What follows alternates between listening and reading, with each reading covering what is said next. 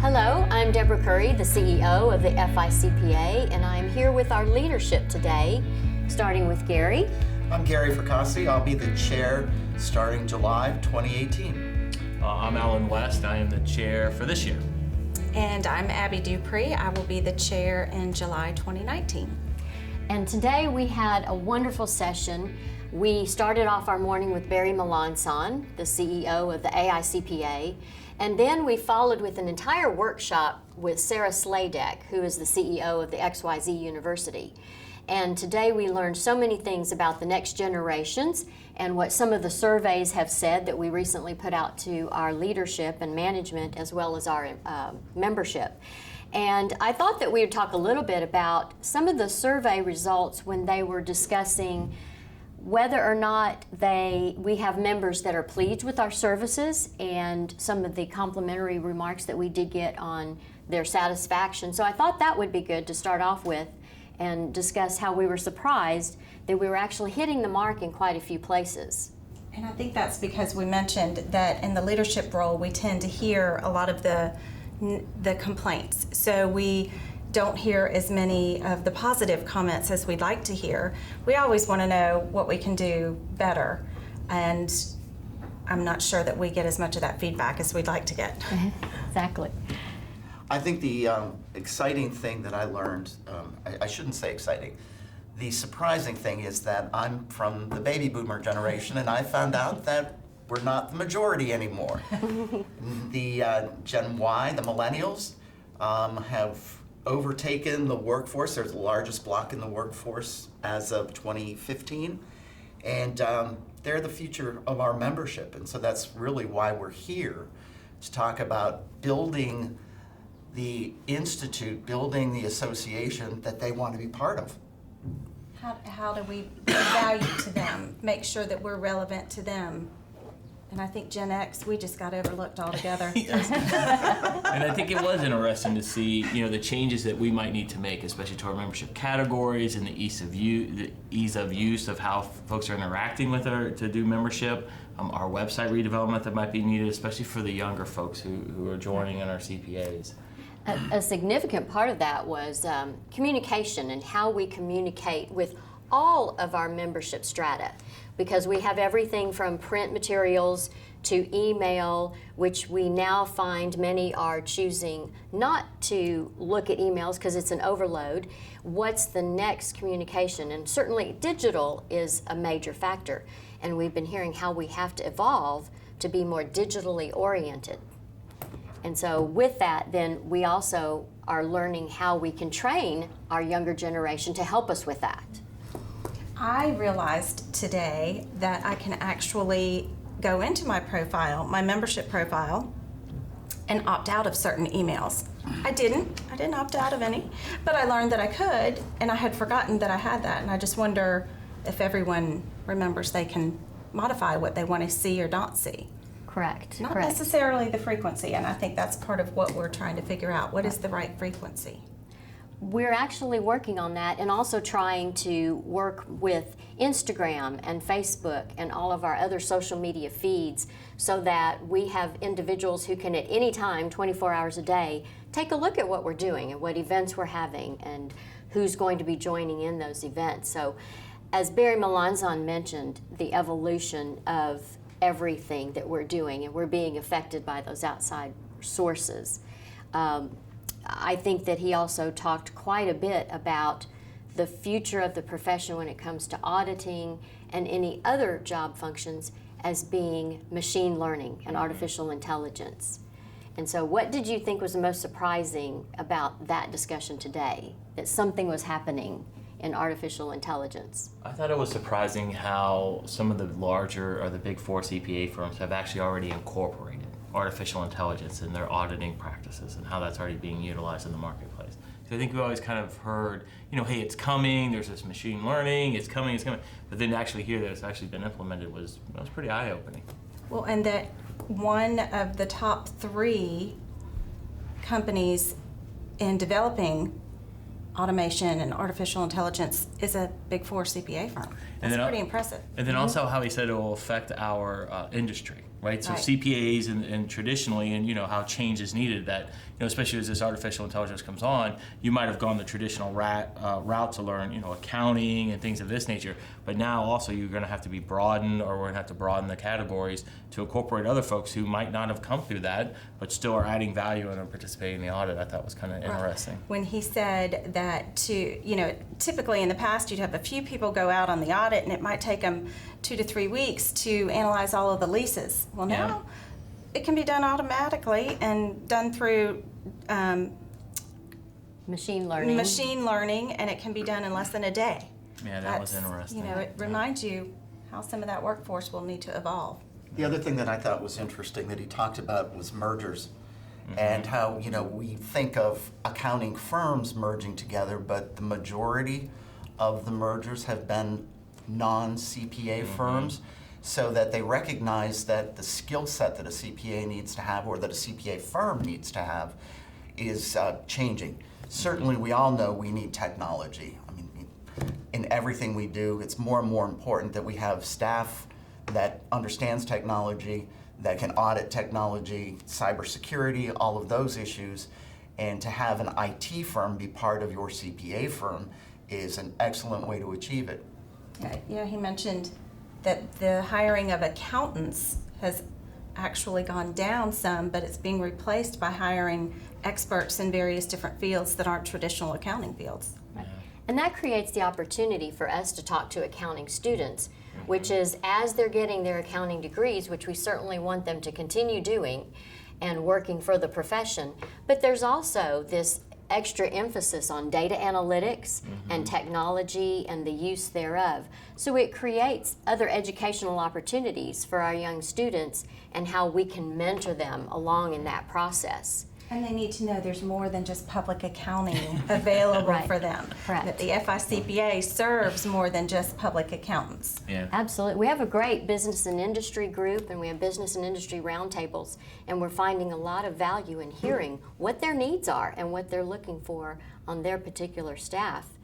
And to that end, with Sarah Sladek, who is helping us discuss what our future is and how our membership organization needs to evolve. We were talking about how we need to meet the needs of communicating to this younger generation about their education and what their career development is, and leadership skills. And those seem to be something really important. Everybody, the young CPAs that were at the tables that I observed today, that was the first thing that they said was, we need leadership training. They want to be better leaders. Whether it's in their career or being leadership in their civic organizations or in the FICPA, that's definitely one of the things that they asked for. They Right. have a purpose and they want to make a difference, and Exactly. we need to make room for that. Right. Well, and to that end, I think we've done a great job of the Emerging Leaders Program. This was the first class this year, and we had 32 great emerging leaders that came out of that process, who then joined other young CPAs at the summit, which is held in January, and where they have leadership training and a leadership consultant. And I think that that is how we're beginning to evolve to meet the needs of this younger membership group that we so definitely want involved with us for the long A couple term. of them came today to our meeting, which Yeah, was that was nice great. Right. Yeah, that for was them great to be to see. involved in the strategy session. Absolutely. The other thing that we talk about when we talk about enhancing the association and doing things differently and better, and we'll be dealing with communication like you'd mentioned before. And the one thing that they said was, when asked what do you want, they said, we want information instantly in the format we want it, anytime we want it. So when you think about it, it kind of is good to know that. So putting out an email might address a lot of people, but they might not be at a place where they can read an email. So a text might work with the same message, or a video with the same message, all of the same information put out in multiple formats, so Or they a get it Snapchat. when they want it, don't have how to they do want that. it. Right. So that begs the question of how efficiently are we evolving to meet the needs of these various social media and communication avenues And that then means that our association has to keep evolving and changing from what we are to what we need to be, which also then leads to our skill sets and how are we meeting your needs as members, and do we have the ability for growth? Because I think that growth is so important for us to keep building this kind of association that meets the needs of our members. And to attract new members. I thought one of the great ideas Certainly. was kind of doing almost a social media campaign where maybe they're doing doing the contest where they're taking selfies, or they're kind of filming themselves and their day-to-day operations as CPAs. Like, here's what it means to be a CPA. Maybe not necessarily in the office space, but are there other avenues or some of the more unique CPAs that are out there? Just kind of give an insight to see, it's not just public accounting, but there are business and industry jobs. Here's what it's like if you're interested. So I thought that was a great idea.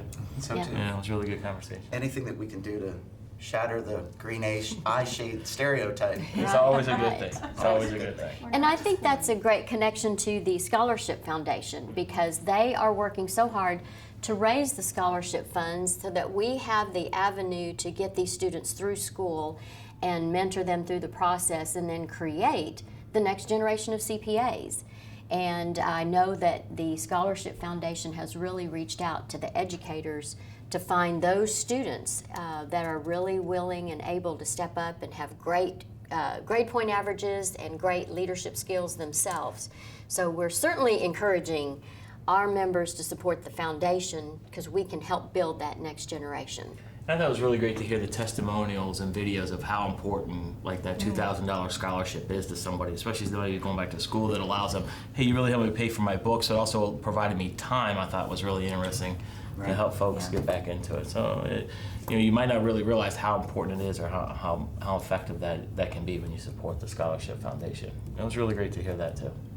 We also talked about how important it is to support the PACs and how can we grow that some more, and how do we get the message out of why it's so important. I'm not sure that everybody understands exactly the purpose of the PAC and how that might be different or the same as our legislative policies and the legislative advocacy that we also support. But we need the funds in our PACs so that we can support those legislators that we know are going to support us and advocate on our behalf. Right, because we need to be able to reach and help support those legislators that understand business, everything from taxes to audit and audits of government and the financials of the government. It spans so many different areas that when you're talking to these legislators and we're helping to educate them, they're appreciative because they're learning from us what is important to business, not only for CPAs, but for the CPAs, the clients, and the CPAs' businesses that they help run. And so our political action committees are a major viable source of our efforts to represent the profession. And I often not sure that everyone understands how important it is that if we're not there, no one else is, because we're the only organization that does that for CPAs in Florida. And I think sometimes it was really, people might get lost on thinking, oh, I've got to give, $500 or something. And that's not the case. $25 makes a huge difference when it gets added up among all our members. $10. $10. I mean, it really does make a difference. Right. Yeah, so if you're watching, send in your $10, send in your $25. No question. Huge impact, huge impact. Think of the PAC funds that we can support the candidates that support our causes. They're just arrows in our quiver. So if we don't have any arrows in our quiver, we can't really do anything to defend ourselves. Like sales tax on services. Is it going Yes. to come back? Right. That's an important issue that many states are looking at, and that affects all the CPAs and their clients as well.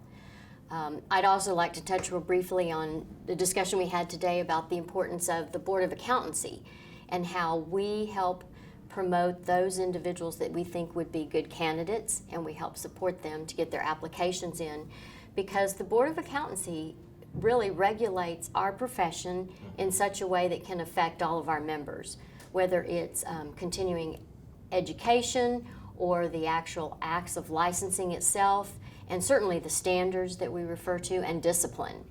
And I think that it's important that everyone know the FICPA is really out there every day watching and trying to assist the Board of Accountancy in learning, because I think that we often find that people in firms and businesses don't understand something that has happened in a regulation until it's too late. And I know that all of you have attended the Board of Accountancy meetings. I've always encouraged people, CPAs, to voluntarily go visit I do the too. Board of Accountancy rather than rather than wait to be called in. Right, it's very Go eye-opening. go see what's going on. If nothing more than I hate to say it, but learning from somebody else's example of what not to Right. do. Yeah. That's right. Yeah. Correct. That's a great point. Now, the meetings are very robust, and so it's well worthwhile for individuals in our profession to watch and go visit a Board of Accountancy meeting, because you'll learn a lot from it. And that lends the point again, what the FICPA does do in representing the profession at the Board of Accountancy. They help to protect our license, one of the most important things, in my opinion. That's a good closing there. Well, That's the so- most important thing we do. Yep. And I think it's important, we've had a great couple days. It's been very productive. We've had a great strategy session. I think it's very important to let our members know that, the next steps, Sarah Sladek's going to continue to help us and guide us and help give us some ideas to make some significant enhancements or improvements, I would say, to our memberships, our categories, our website. How simplicity, I think, would probably be the resonation thing going forward, is how simple can we make it? How simple can the interactions be? How is it a great resource for our members? I think would be some of the next steps. We're overloaded every day with new tax laws, new accounting rules, constant nonstop information overload. So let's do everything we can to kind of make things simpler for our members, easy, straightforward, streamlined, anything that can help them accomplish a goal easier. Great point. Great point, Better Gary. service. Yeah. Well, thank you all for your leadership. I know you give a lot of your time to the profession, so we appreciate it. Thank you, Deborah. Thank